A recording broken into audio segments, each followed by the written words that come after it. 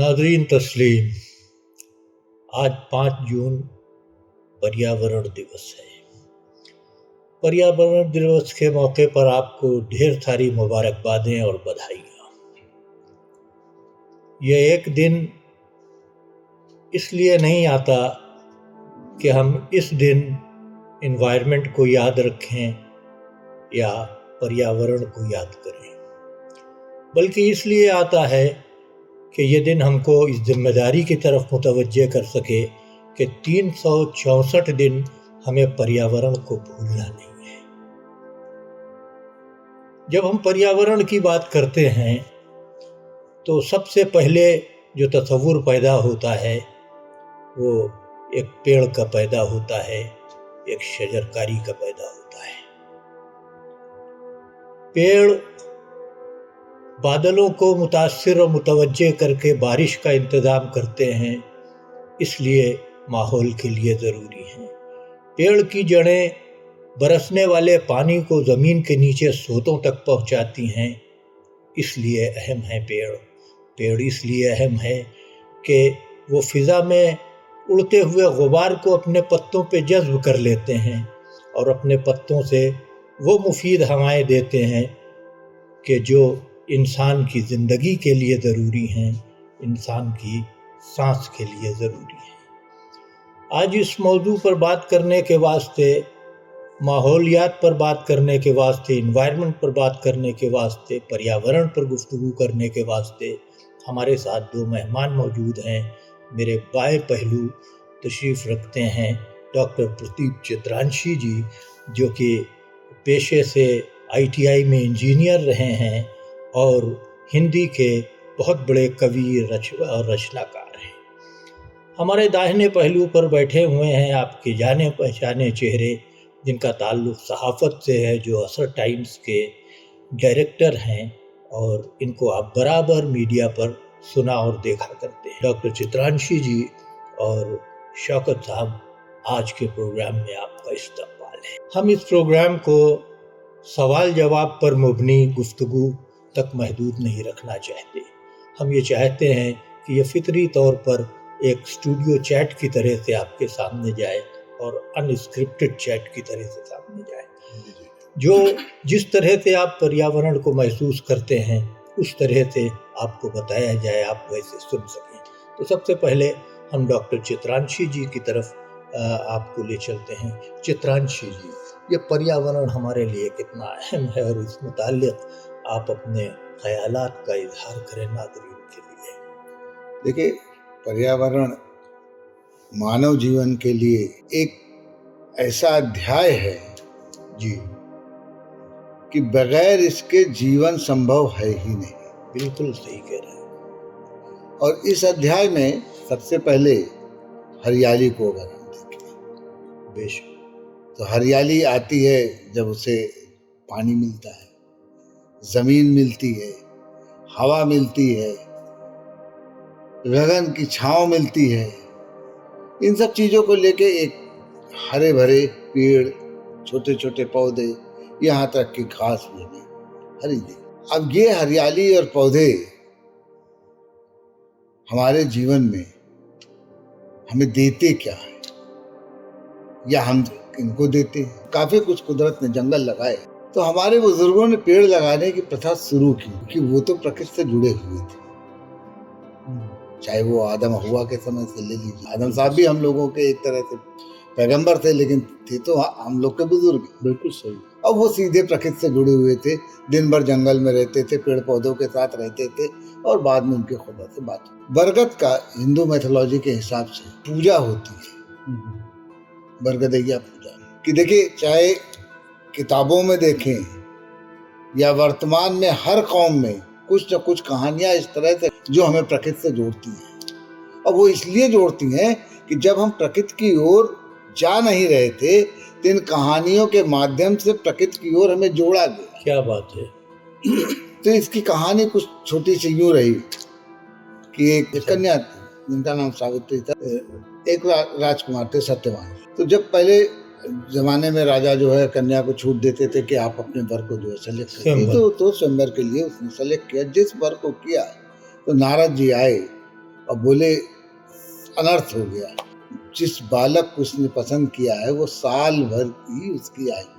पिता ने कन्या से कहा कि भाई तुम दूसरा वर सेलेक्ट कर लो। उसने कहा कि वर एक ही बार चुना जाता है। दृढ़ता, एक दृढ़ता है। हाँ, इसमें देखिए दृढ़ता है, समर्पण है। शादी होती है, धीरे धीरे वो समय करीब आता है, फिर राजा उसके राजपाट छीन लेते हैं, राजा की आंखें चली जाती है, रानी की आंखें चली जाती है, ये लोग छोटे से घर में आ जाते हैं। जब इनका अंत समय आया तो ये जंगल में गई, बरगद के पेड़ के नीचे जो है ये गई और वहाँ जो है बैठी। तो ऊपर ये चढ़े कुछ लकड़ियाँ करने के लिए, इन्हें कुछ चक्कर सा आया, नीचे लौट कर आए और लेटे। तो उसे मालूम थे कि वो घड़ी आ गई, ये यमराज खुद आए ले जाने के लिए। तो जब इसके प्राण उन्होंने निकाले और ले जाने लगे आत्मा को, तो ये पीछे पीछे जाने लगे। यमराज पलटे तो बोले भाई तुम कैसे आ सकती हो, वहां तो जीवित आदमी नहीं जा सकता है। तो बोले नहीं, जब आप इनको ले जा रहे हैं तो इनके बगैर मेरा क्या है। फिर वो चलती रही, काफी दूर तक हो गई।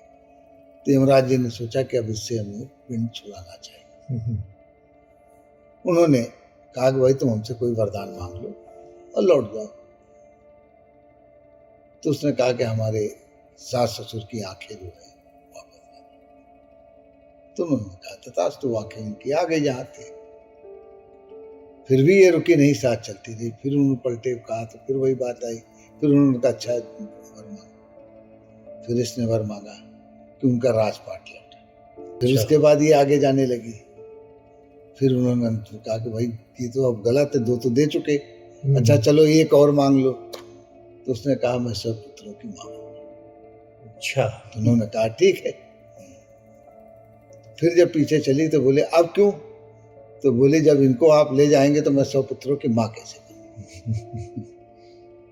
और वहां से वो लौट कर आई, आत्मा को लेकर तो शरीर के पास पहुंची और उस वट वृक्ष की, और वो वहां से हर सुहागन औरतें जून के महीने अमावस्या के दिन वट वृक्ष की पूजा करती हैं।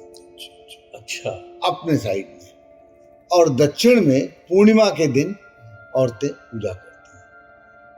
अब आप देखिए इस कथा से प्रकृति से जोड़ा कैसे। जब जेठ का महीना आता है, जेठ का महीना होता है, तो गर्मी बिल्कुल पीक पर होती है और सारे पेड़ पानी के लिए तड़पते हैं।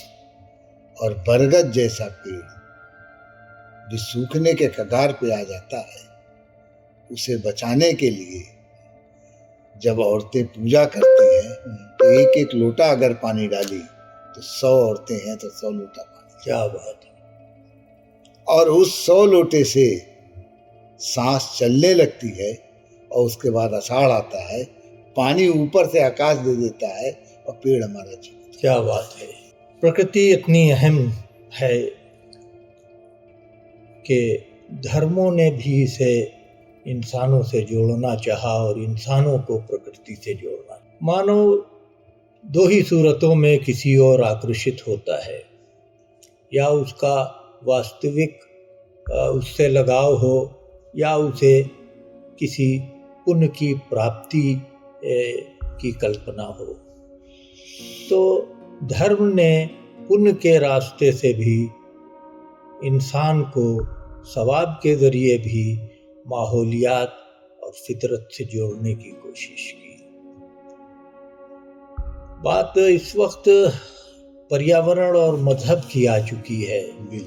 छोटा सा वाकया याद आता है कि मस्जिद नबवी में एक टेढ़ा मेढ़ा खजूर का दरख्त था, जिसमें कोई खूबसूरती भी न थी और जो फलता भी न था। उस दरख्त को किसी ने काट दिया। हज़रत अली जब वहाँ पहुँचे तो बहुत गज़बनाक हुए, बहुत रंजीदा हुए और उन्होंने तंबीह की और उस दरख्त के तने पर वारिद हुआ है कि उन्होंने उसे दफन भी किया, है ना।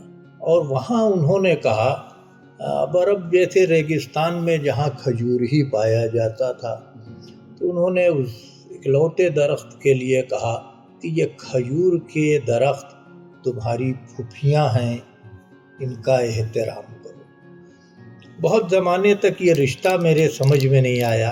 फिर जब मैंने गौर किया तो मुझे लगा कि नहीं, फूफी वो रिश्ता है जो भतीजे को दे तो सब कुछ देती है मगर लेती ही कुछ नहीं। ये दरख्त हमको सब कुछ देते हैं और हमसे कुछ नहीं चाहते। यही चाहते हैं कि बस उनकी इंसानियत और फ़िज़ा और माहौल की भलाई के लिए उन्हें बचा रहने दिया जाए। जी शौकत साहब, इस माहौल और इस एनवायरनमेंट के सिलसिले से जो इंसानों का उससे नाता है, इस ताल्लुक़ से भी चित्रांशी जी बात कर रहे थे। इंसान और पर्यावरण के रिश्ते को आप किस तरह से देखते हैं?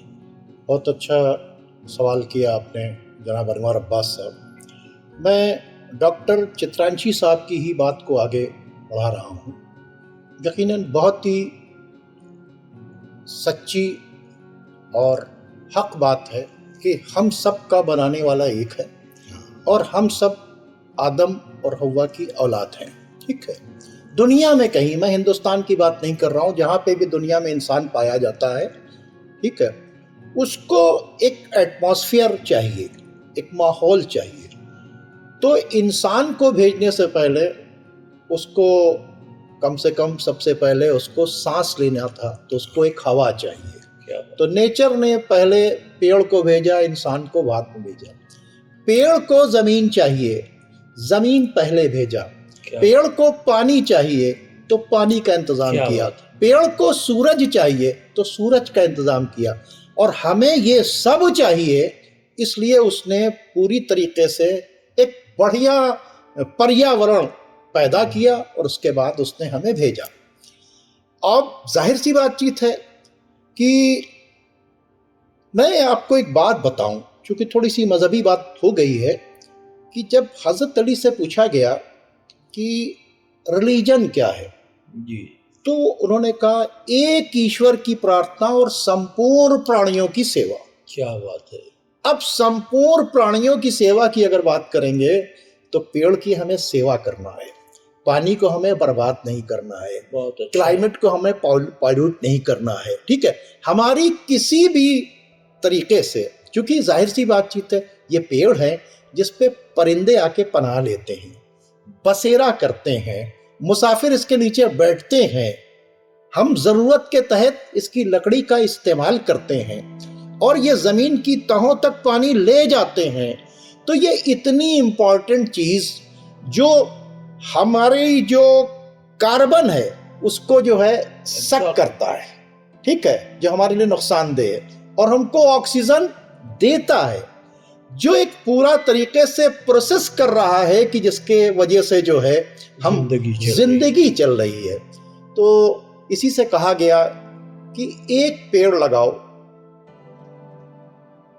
या एक पौधा लगाओ, जब तक ये रहेगा तुम्हारे हिसाब किताब में तुम्हारे अच्छे कर्म लिखे जाएंगे, सवाब लिखा जाएगा। क्या बात है। इसकी छांव के अंदर आके बैठेगा तो तुम्हें सवाब मिलेगा, इसके फल को लोग खाएंगे तो तुम्हें सवाब मिलेगा, इस पे आकर परिंदे बसेरा लेंगे तो तुम्हें सवाब मिलेगा, इसकी ऑक्सीजन में सांस लेंगे।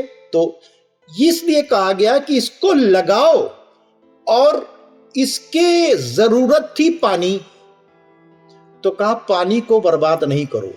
उस ईश्वर की प्रार्थना भी कर रहे हो तो उतना ही पानी इस्तेमाल करना जितनी उसके लिए जरूरत हो, चाहे तुम गंगा के किनारे क्यों ना बैठे हो, नदी के किनारे भी अगर बैठे होगे तो हम पानी को वेस्ट नहीं कर सकते।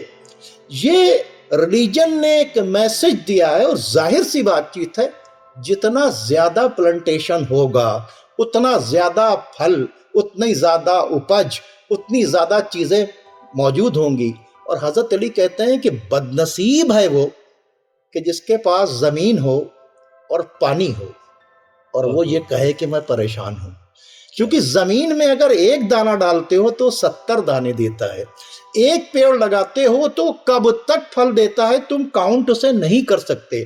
तो जब ज्यादा पेड़ होंगे तो ज्यादा प्रोडक्शन होगा, जब ज्यादा प्रोडक्शन होगा तो महंगाई खत्म हो जाएगी। तो अगर सब के सब लोग, जो जितने हमारे बेरोजगार लोग हैं, और जितनी वेस्टेज लैंड है, अगर इन सब को प्लांटेशन के लिए उतार दिया जाए तो एक तो वातावरण भी बहुत अच्छा हो जाएगा, दूसरे महंगाई भी कम हो जाएगी, तीसरे लोगों को कारोबार भी मिलने लगेगा। तो हमको ये चाहिए कि हमसे तो एक मैसेज दिया है हमारे प्रॉफिट ने कि तुम्हारी आखिरी सांस हो यानी मरने के करीब हो, और अगर तुम्हारे पास कोई एक पौधा हो तो कोशिश करो कि वहां गड्ढा करके उसे लगाओ ताकि वो प्लांटेशन रहे। तो प्लांटेशन करना ये बहुत ज़रूरी है, और अगर इस पर हम लोग वाकई ये पर्यावरण के दिन ये अहद करें और प्लांटेशन करें तो यकीनन ये जो क्लाइमेट ख़राब हो रहा है, ये जो वातावरण दूषित हो रहा है, ये सब के सब ठीक हो जाएगा। धर्म भी चाहता है कि हम पेड़ों को बचा के रखें, बेवजह इनको काटे नहीं, ज़रूरत पड़ने पर ही इसको। और ये एक बड़ी बात कही है, एक पेड़ लगाओ, जब तक इसके फल से कोई फायदा उठाएगा तुम्हें सवाब मिलेगा, इस पर कोई चिड़िया आके बैठेगी तुम्हें सवाब मिलेगा, इसके नीचे कोई छांव में बैठेगा तुम्हें सवाब मिलेगा, इसकी लकड़ी का अगर इस्तेमाल करेगा तुम्हें सवाब मिलेगा, इसकी लकड़ी को जलाने के बाद राख से अगर कोई बर्तन साफ करेगा तो तुम्हें सवाब मिलेगा। यानी इम्पोर्टेंस ऑफ ट्रीज जो है, यानी पर्यावरण के लिए और प्लांटेशन के लिए ये बहुत बड़ा धर्म का एक पैगाम है। हमको चाहिए कि अगर हम धर्म को ना भी माने तब भी हम प्लांटेशन करें, और धर्म को माने तब भी प्लांटेशन करें। जी मैं कहूँ पर्यावरण एक शुद्ध वातावरण है। प्रकृति ने हमें बिल्कुल शुद्ध और प्योर एनवायरनमेंट दिया था। ये हमारी खराबी है कि हमने उस साफ सुथरे माहौल को खुद खराब किया, जबकि हम ये जानते थे कि पर्यावरण हमारी जिंदगी के लिए जरूरी है। क्या बात है। हम लोग पत्तल भी बनाते थे तो पेड़ के पत्तों से बनाते थे। ये पत्ते जो थे इसी जमीन की खाद बनते थे और इन्हीं पेड़ पौधों की ताकत बनते थे। क्या बात है। आज हम जिस दौर में तरक्की करते करते पहुंच गए हैं, हम एक पॉलीथीन एज में आ गए हैं। और इस पॉलीथीन एज में जब हम दाखिल हो गए हैं तो ये हमारी ज़मीनों को मुतासिर कर रही है। पॉलीथीन हमारे दरियाओं को मुतासिर कर रही है। हमको बार बार फ्लड का सामना करना पड़ता है। दरियाओं की पानी स्टोर करने की कैपेसिटी कम हो रही है। वाटर लॉगिंग की परेशानी आ रही है। ये परेशानियां हमको कुदरत ने नहीं दी थी, ये परेशानियां हमने तरक्की के नाम पर खुद मोल ली हैं। चित्रांशी जी, आप इस सब्जेक्ट पर बराबर बात करते रहे हैं, और किसी अपनी गुफ्तगू में आपने इस सिलसिले से कहा था कि हमें वापस लौटना पड़ेगा अपने पुराने तरीकों की तरफ। पौधे बहुत से लोग लगा दिए, नाम पर लगाते हैं कि 1000 पौधे हमने लगा दिए। जी हाँ। कौन देखता है कि 1000 पौधे में कितने पौधे क्या बात है। जब तक माँ की तरह सेवा भाव पौधों के प्रति नहीं होगा, तब तक उन पौधों से पुत्र की तरह सेवा करने वाला जो भाव होता है उसकी अनुभूति कैसे हो सकती है। बिल्कुल सही बात कह रहे हैं। बहुत अच्छी बात है। और इन्हीं पेड़ों से हम कागज भी बनाया करते थे। आदमी चतुर चालाक था, उसने कहा कागज ज्यादा बन रहा है, पेड़ खत्म हो रहे हैं, अब हम पॉलिथीन बनाएंगे। रासायनिक युग में आ गया, केमिकल के युग में उसने आगे बढ़ा। ये खत्म नहीं हो रही, बढ़ती जा रही है। बराबर जो हमारी सरकारें हैं वो भी चाहती हैं कि पर्यावरण मतलब ये पन्नियां हमारे बीच में ना आवे, पॉलिथीन हमारे बीच में ना आवे। कई एक आदेश भी हम लोगों के बीच में इस तरह के आते हैं, लेकिन वो आदेश ही बन के रह जाते हैं, कहीं इम्प्लीमेंट होता हुआ नहीं दिखाई देता है। क्योंकि इम्प्लीमेंट तब होगा जब हम जागेंगे, बिल्कुल सरकार सही के जागने से नहीं होगा। जब हम जागेंगे तब होगा, जब हमारे हाथ में कपड़े की थैली होगी और ये पॉलिथीन नहीं। बहुत अच्छी बात। मैं हैदराबाद गया हुआ था और एक काले रंग की पन्नी लिए हुए मैं एक शॉप में गया। वहां जब सामान वामान खरीदा, उनसे बातचीत होने लगी, तो जब हमने अपनी काली पन्नी निकाली तो उन्होंने कहा, आप यूपी से आए हैं क्या? ये सोचिए मेरे लिए कितनी शर्मनाक बात थी, खाली ये कहना उनका क्या, यानी हमने कुछ बहुत बड़ा क्राइम कर दिया। उन्होंने कपड़े का झोला हमें दिया, बोले सर आप सामान इसमें ले जाइए, और काली पॉलिथीन में। वहां से लौटने के बाद आज भी मैं झोले में ही ले जाता। कारण देखिए कि जो पॉलिथीन है सुबह नालियों के बीच में आपको बड़ी मिलेगी, नाली चौक। सुबह एक आदमी उसे साफ करता है, वो अपने जान जोखिम में डालता है। 6 बजे सुबह जान जोखिम में डालता है, इसलिए डालता है कि दूसरा आदमी स्वस्थ रहे।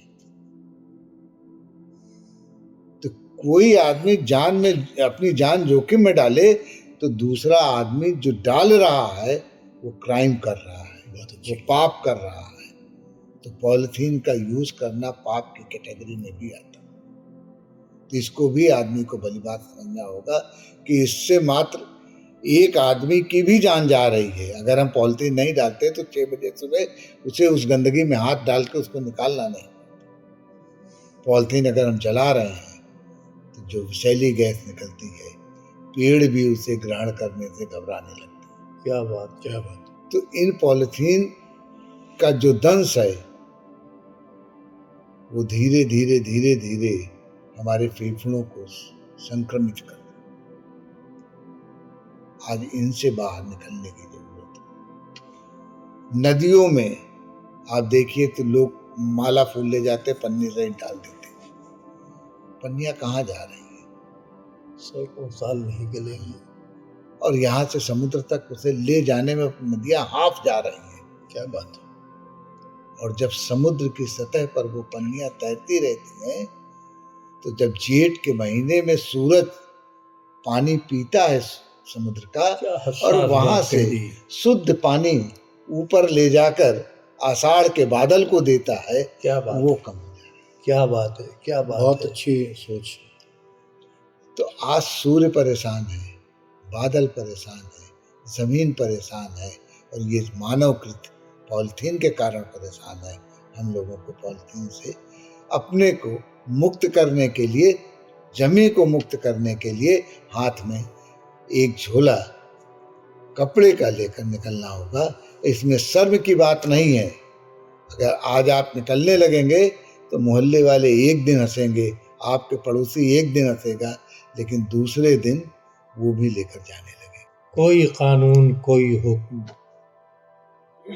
इस माहौल और इस पर्यावरण को तब तक नहीं बचा सकता जब तक इसे दूषित करने वाले खुद बेदार और जागृत न हो जाएं और उन दूषित करने वाली समस्याओं के विरुद्ध खड़े न हो जाएं। अगर हमें आने वाली नस्ल के वास्ते कुछ सांसें महफूज रखनी हैं, कुछ पानी बचा के रखना है, कुछ धूप चाहिए है, तो हमें उन मसलों के ख़िलाफ़ आज ही लड़ना पड़ेगा। हम बहुत बड़े पैमाने पर शजरकारी करते हैं आज के दिन। आप देखिए कि लाखों करोड़ों पेड़ आज के दिन लगा दिए जाते हैं, मगर एक शख्स नहीं मिलता जो इनमें से कुछ पेड़ बचाने के लिए खड़ा होता। बहुत अच्छी बात है। पेड़ लगाने से ज़्यादा अहम है पेड़ बचाना। पेड़ बचाना कितना ज़रूरी है, इस पर आप बताएं, और शजरकारी प्लांटेशन के हवाले से इस बात को करें कि छोटी सी समस्या की तरफ लोग मुतवज्जे हो सकें। मैं आपके सामने एक ऐसे वाक़े से इस बात को शुरू करता हूँ कि मुसलमानों के चौथे खलीफा हज़रत अली वो तमाम क्वालिटीज़ के मालिक थे, उसी तरह से उनके दुश्मन भी बहुत थे। लेकिन जो सच कहने वाले थे वो किसी से डरते नहीं थे, वो सच कहते थे। उसमें एक नाम था जनाबे मीसम का। जी। उन्होंने कहा कि देखो मूसम, तुमको सच बोलने की सजा जो है, ये जो पेड़ देख रहे हो, इस पर तुम्हें सूली दी जाएगी। जनाबे मीसम क्या करते थे, जब वो पेड़ सूखने लगता था तो उसमें पानी डालते थे, उसकी केयर करते थे कि ये वो पेड़ है कि जिस पर मुझे हक बोलने की वजह से सूली दी जाएगी।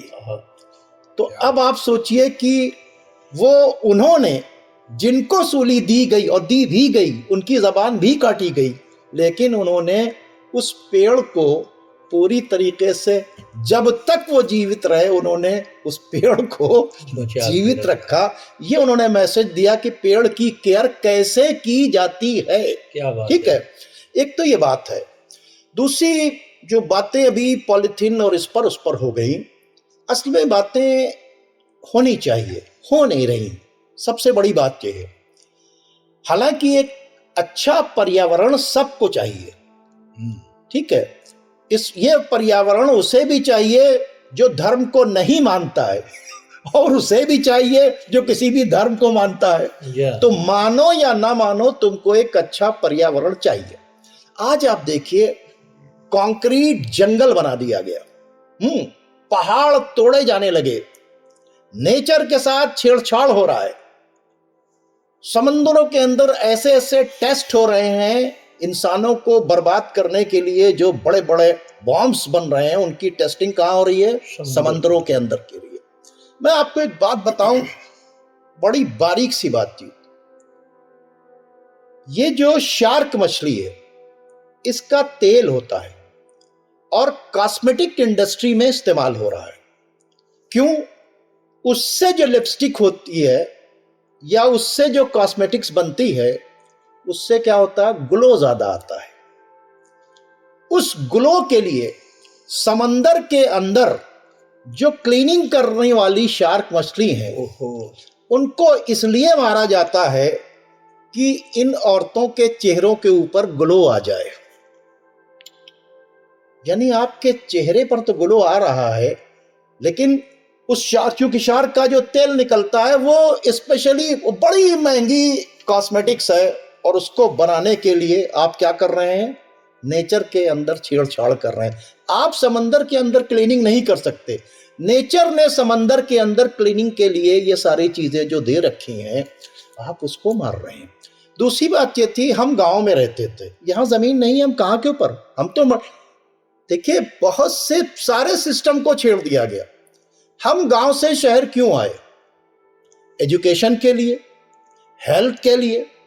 अगर हमारे गांव के अंदर एजुकेशन का और हेल्थ का सारा इंतजाम सही कर दिया होता तो शहरों में भीड़ नहीं होती। अब जब शहरों में भीड़ नहीं होती तो ये मल्टी स्टोरीज नहीं होती, और जब मल्टी स्टोरीज नहीं होती तो छोटी सी जगह होती, वहां के ऊपर आदमी एक प्लांट लगाकर उसकी केयर कर सकता था। और आपने देखा पुराने पीरियड के अंदर शायद ही कोई ऐसा घर रहता होगा कि जहां पर छोटी सी जमीन हो, वहां के ऊपर एक भले से नीम का पेड़ हो, आम का पेड़ हो, एक पेड़ जरूर होता था। लेकिन हमने क्या किया? जब हमने सड़कें चौड़ी करनी शुरू की तो हमने बस लगातार पेड़ों को काटना शुरू कर दिया। ठीक है, हमने ये नहीं देखा कि सड़क तो चौड़ी हो जाएगी, रास्ते तो आसान हो जाएंगे, इससे क्लाइमेट के ऊपर क्या असर पड़ेगा, इससे लोगों को सांस लेने में कितनी दुश्वारी होगी। क्या हमने इतने प्लांट्स लगाए? तब हमने, यानी हमने 60 साल और 70 साल का जो प्लांट था उसको हमने क्या किया? काट दिया। तो ये जो चीजें हो रही हैं, आज प्लांटेशन करना ज्यादा आसान है, बड़ी बड़ी मशीनें हैं, उनसे प्लांटेशन किया जा सकता है, प्लांट्स को शिफ्ट किया जा सकता है मशीनों के जरिए। लेकिन हम क्या करते हैं? वो उसकी वैल्यू ही नहीं समझते हैं कि ये 60 साल का, 70 साल का, 50 साल का पेड़ जो है, हम बड़ी बेरहमी से उसे काटते चले जा रहे हैं। और क्या हुआ? जब आपने रोजगार के साधन बंबई में रख दिए तो लोग भागकर बंबई जाने लगे, बेंगलोर जाने लगे, दिल्ली जाने लगे, कलकत्ता जाने लगे। अगर वो हर जगह आप उसी तरीके की फैक्ट्रीज खोलते उस गांव के करीब एम्प्लॉयमेंट देते तो लोग वहां से नहीं आते। अब क्या है, जहां 2 लोगों की सांस लेने की या 20 लोगों की सांस लेने की जगह है, वहां के ऊपर 2000 लोग टावर्स के अंदर रह रहे हैं, और फिर वहां के ऊपर वो एसी, उसकी गर्मी। तो क्लाइमेट के साथ जो छेड़छाड़ हो रहा है, तो ये भी एक बहुत बड़ी दुश्वारी है जिसको भी देखना पड़ेगा, और सरकार को भी ये सोचना पड़ेगा कि गांव को हम कैसे डेवलप करें, कैसे फैसिलिटेट करें, कैसे आबादियों को गांव में रोकें। क्यों गांव से आबादियां आ रही हैं? क्योंकि जब वहां पर रहेगा तो उसके पास जमीन होगी, तो जिसके पास जमीन होगी उस जमीन का इस्तेमाल करेगा, कहीं बाग में इस्तेमाल करेगा, कहीं खेत में इस्तेमाल करेगा, वो करेगा, लेकिन उसको वहां के ऊपर कुछ ना कुछ देना पड़ेगा। अगर हमें नेचर से वाकई मोहब्बत है तो फिर हमको सोचना पड़ेगा कि हम कैसे इस यानी अपने नेचर को कैसे जो है सिक्योर कर सकें। जी, मेरा ये पेड़ लगाना बहुत ज़रूरी है और बचे हुए पेड़ों को बचाना बहुत ज़रूरी है। लगाए गए पेड़ों को पालना बहुत ज़रूरी है। एक बच्चे का वाक़या मुझे यहाँ पर है छोटा सा, उसको मैं एक्नॉलेज करना चाहूँगा, जिसे मैं जानता नहीं हूँ। एक दिन मैं दोपहर के वक्त सड़क किनारे खड़ा था, एक स्कूल की बस आकर के रुकी, उस पर से एक बच्चा उतरा।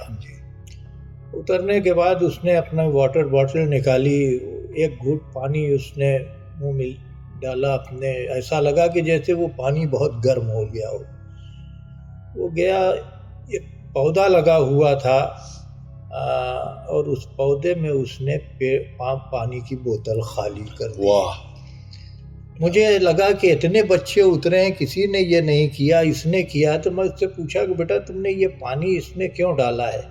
तो कहने लगा कि हमारे यहाँ इन्वायरमेंट डे पर हमारी प्रिंसिपल ने स्पीच देते हुए कहा था कि बच्चों जब घर जाना तो घर पहुँचना तो जो पेड़ तुमको कहीं दिखाई दे घर के बिल्कुल पास, अपने पानी की बोतल को उसी में खाली कर देना। अब ये कौन प्रिंसिपल थी मैं नहीं जानता, मगर मैं उनको यहाँ से मुबारकबाद देना चाहूँगा। इस तरह के काम की तरफ नई नस्ल को मुतवज्जे करने की ज़रूरत है। जब बच्चे पर्यावरण की सुरक्षा के लिए खड़े हो जाएंगे तो पर्यावरण बिल्कुल शुद्ध हो जाएगा। बच्चों के हवालों से अगर हम बात करते हैं तो हम अगर माजी में जाएं तो देखें कि हमारे खेल भी पर्यावरण के अनुसार जी जी है ना। एक खेल होता था गांव में जिसको हम लोग आती पाती कहते थे, और उसमें बच्चे जो होते थे 2 टीम बना लेते थे और दूर दराज जाते थे, ऐसी पत्ती लेकर के आते थे जिसे दूसरे टीम के बच्चे न पहचानते हों, उस पर हार जीत मुनहसर होती थी। ये जो खेल था ये दरख्तों से जोड़ने वाला और दरख्तों की पहचान करने वाला खेल था, और इस खेल से हम पर्यावरण से जुड़ते थे, जिंदगी से जोड़ते थे। आज बहुत सारी चीज़ें हम भूल चुके हैं, हमें पुराना भूला हुआ सबक याद करने की ज़रूरत है। चित्रांशी जी, तो आज अतीत में अगर हम देखेंगे कि जब तक हम पौधा लगाएंगे नहीं तब तक कैसे हमें उस पौधे से संवाद करने की, क्योंकि छोटे से पौधे से एक बच्चा भी संवाद करता है। घर का हर व्यक्ति सुबह आता है कि आज एक पत्ती निकली है। सही, बहुत अच्छी बात है, बहुत अच्छी बात है। तो वो जो पत्ती, लाल रंग की पत्ती निकलकर हरे रंग तक होती है, क्या बात है। तो घर का एक एक व्यक्ति का रिश्ता होता है। बहुत अच्छी बात है। वो रिश्ते जब खत्म हो रहे हैं तो कैसे पेड़ों की कल्पना की जाए। आप देखिए पीपल का वृक्ष है, पीपल के वृक्ष को बचाने के लिए कितने जतन किए गए। कहा गया ब्रह्मा जी जड़ में रहते हैं, विष्णु जी तने में रहते हैं, पत्तियों और शाख में शिव जी बसते हैं। ऐसा क्यों कहा गया? एक भय उत्पन्न किया गया लोगों के बीच में। और हर शनिवार को आपने देखा होगा कि पीपल के वृक्ष के नीचे दीपक जलाने की प्रथा, क्योंकि बहुत घना होता है। हर पौधे को गर्मी भी चाहिए, वो गर्मी वहां एनवायरमेंट गर्म करने के लिए दीपक जलाने की प्रथा। और पीपल का वृक्ष एक ऐसा वृक्ष है जो 24 घंटे ऑक्सीजन देता है। आप रात लीजिए दिन लीजिए, जिनके घर के करीब पीपल का वृक्ष है वो स्वस्थ है। बिल्कुल ऐसे ही। बहुत अच्छी बात आपने कही, बहुत अच्छी बात। आज लगाव अगर नहीं है तो पीपल का वृक्ष निकला तो लोगों ने उखाड़ के फेंक दिया। फेंक इसलिए दिया कि उस वृक्ष से उन्हें कुछ नहीं मिलना, क्योंकि जो ऑक्सीजन मिल रहा है वो दिख नहीं रहा है। हाँ हाँ। अशोक का पेड़ देख लीजिए, पूरा पेड़ मेडिकेटेड है। अशोक का जड़ ले लीजिए, अशोक की पत्ती ले लीजिए, अशोक का तना ले लीजिए, सारी दवाओं में। तो दवाएं किसके लिए है? दवाएं आदमी के लिए। अब अशोक का वृक्ष अगर पहले देखिए स्कूल और विद्यालयों में अशोक के वृक्ष हुआ करते थे। अशोक का मतलब जहाँ शोक न हो। क्या बच्चे जब उसके नीचे पढ़ते थे तो याद करने की शक्ति उसके नीचे ज्यादा। ये कहा जाता था कि विचित्र व्यक्ति भी अगर वहां कुछ दिन बैठे तो उसका दिमाग काम करने लगेगा, वो स्वस्थ दिमाग की तरह काम करता। ये शक्ति उन वृक्षों में थी। क्या तो जो वैज्ञानिक पक्ष था, जो इनका पक्ष था, उसको हम लोग भूलते चले जा रहे हैं। तो पेड़ को बचाने के लिए जो पेड़ विलुप्त हो रहे हैं उन पर भी चर्चा होनी चाहिए। हर सरकार के लिए नहीं, ये व्यक्ति, अभी आपने जैसे कहा कि पत्ती को पहचानने के लिए भी खेल हुआ करता था कि पत्ती से पेड़ को पहचाने कि अगर इस रंग की पत्ती नहीं है तो मतलब पेड़ नदारत हो रहे हैं, ये आदमी पहचाने। खेल के जरिए पहचानवाया जाता है। वो जो बच्चा पहचानता था, बड़े होकर वो पहचानने लगता था। उसे मालूम होता था ये वृक्ष हमारे यहाँ से गायब हो रहा है, इसका लाना जरूरी है। आज वो पहचान करने वाले लोग जो है अर्थ से इतना जुड़ गए हैं कि बातें तो बड़ी बड़ी करेंगे, लेकिन पौध की बातें और वृक्ष की बातें, कौन कहाँ लुप्त हो रहा है, कौन हमारे करीब आ रहा है, कैसे वृक्षों से संवाद किया जाए। कभी आप सुबह उठ के अपनी फुलवारी में जाइए, आपको लगेगा कि वृक्ष आपसे संवाद करने के लिए अपने इंतजार कर रहे हैं। और 4 दिन मत जाइए, आप उसके बाद जाइए तो आप लगेगा कि गुस्साए से हैं। उनमें भी एक एहसास, जीवन अमूल्य है और जीवन के लिए अमूल्य है जल और वातावरण। जल, जंगल, जीव जंतु यही पर्यावरण बनाते हैं, और जब इनका संतुलन बिगड़ता है तो जीवन का संतुलन बिगड़ता है। क्या बात है। पेड़ बचाना ज़रूरी है, मगर पेड़ लगते रहें, पेड़ बचते रहें।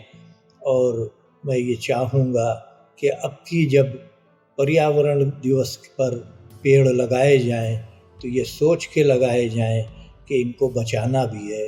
कुछ लोग पेड़ लगा करके जब चले जाएं तो कुछ लोग ये सोच के खड़े हों कि अब इस पेड़ को हमें पालना है। जिस दिन हम पेड़ों को पाल लेंगे उस दिन हमारी आने वाली नस्लें सुकून से पल सकेंगी। शौकत साहब, ये लास्ट कमेंट के तौर पर कुछ शॉर्ट में आप मैसेज देना चाहें। जी जी जी जी देखिए अनवर भाई, बड़ी अच्छी अच्छी बातें हुई, और आपकी बातों से जो पत्ती की बातचीत होती है, मैं आपको एक वाकया सुना दूं, उससे पता चलेगा। आपने अशोक की बातचीत की है। एक ऐसा गांव था जहां के ऊपर लोग बहुत मर रहे थे, और कोई हकीम जो था, कोई वैद्य जो था उस जमाने के अंदर, कुछ नहीं कर पा रहा था। एक साहब के बारे में पता चला कि ये बहुत बड़े प्राकृतिक के साथ जुड़े हुए लोग हैं। उनको बुलाया गया कि भाई ये कैसी बीमारी आ गई है, हम क्या करें। तो उन्होंने कहा गरेडियों को बुलाओ। तो सारे हकीम जो थे, वैद्य जो थे, कहने लगे यार किस आदमी को बुला लिया, मैं इनसे बीमारी की बातचीत कर रहा हूं, ये कह रहे हैं गरेडियों को बुलाओ। तो खैर इतने बड़े आदमी थे, सब इकट्ठे हो गए। तो उन्होंने पूछा कि ये बताओ, तुम लोग अपने जानवर चराने के लिए जाते हो, कोई एक क्या नया पौधा तुमने देखा है? तो उन्होंने कहा कि हाँ साहब, एक पौधा एक अजीब सा जो हमने नहीं देखा। तो जो ज्यादा जवान थे उससे पूछा, फिर उससे सीनियर थे, जो सबसे सीनियर था उससे पूछा कि क्या तुम लोगों ने कभी इस पौधे को यहाँ के ऊपर देखा है? कहा देखा तो छोड़िए, कभी नहीं देखा था, पहली बार देखा, और हम पुराने लोगों से सुना करते थे ऐसा पौधा तो नहीं है, ये बिल्कुल विचित्र पौधा है। तो उनका जाओ उसे तोड़ लाओ और उसको पीसो और लोगों को पिलाओ। अब उसकी पत्ती को पीस के लोगों को पिलाया गया, वो सब ठीक होते चले गए। तो उन्होंने कहा तुमको नहीं पता, हम प्राकृतिक के ऊपर गौर व फिक्र करते हैं और हमारे यहाँ लिखा हुआ है कि हम बीमारी से पहले उसका इलाज भेजते हैं। तो चूंकि ये बीमारी नहीं थी, ये बीमारी आई है, तो अब इसका इलाज होना चाहिए। यानी नेचर ने इतना बड़ा इंतजाम किया है, इस यानी यकीन के साथ मैंने उसको, तो आप देखिए पत्तियों पर एक्सपीरियंस करने वाले, गहरी निगाह रखने वाले कैसे थे कि उन्होंने ऐसी बीमारी जिसको तमाम वैद्य और हकीम कोई नहीं ठीक कर पा रहे थे, उन्होंने जब देखा कि नेचर ने वहाँ के ऊपर एक इंतजाम किया, इसके मतलब पेड़ों का इंतजाम नेचर कर रहा है, संभालना हमारा काम है। घर में पानी का लोटा इसीलिए बनाया गया था कि जल बहुत इंपॉर्टेंट है, वेस्ट मत करो, ताकि उसकी टोटी पतली हो, उसमें से कम पानी इस्तेमाल हो। लोटा किसी कल्चर के लिए नहीं बनाया गया था, किसी धर्म के लिए नहीं बनाया गया था। लोटा इसलिए बनाया गया था कि उस लोटे में से एक एक बूंद पानी का हम इस्तेमाल कर लें, और हमें एक एक बूंद पानी का, पेड़ का और पूरे क्लाइमेट का पूरी तरीके से मिलजुल कर ख्याल रखना होगा। यही मेरा मैसेज है। इस पर्यावरण से ही हम हैं, तो हमारा दायित्व है कि हम इस पर्यावरण की सुरक्षा करें। चित्रांशी जी, वक्त की तंगी की वजह से हम इस प्रोग्राम को बहुत आगे तक और नहीं ले जा सकते, लेकिन मैं चाहूँगा कि कोई संदेश आप जरूर। पॉलिथीन एक ऐसा है कि जब गड्ढा भी खोद रहे हैं पेड़ के किनारे और पॉलिथीन उसके अंदर जा रहे हैं,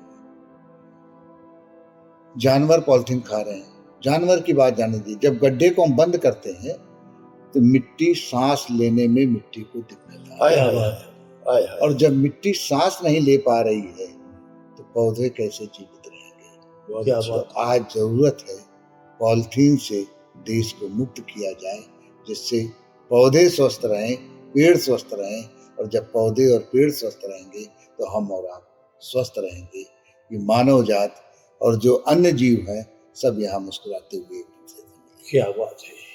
अगर हमको जीने के लिए सांस लेना है तो हमें जमीन की सांसों का इंतजाम करना पड़ेगा। क्या बात है। ये पैगाम था चित्रांशी जी का।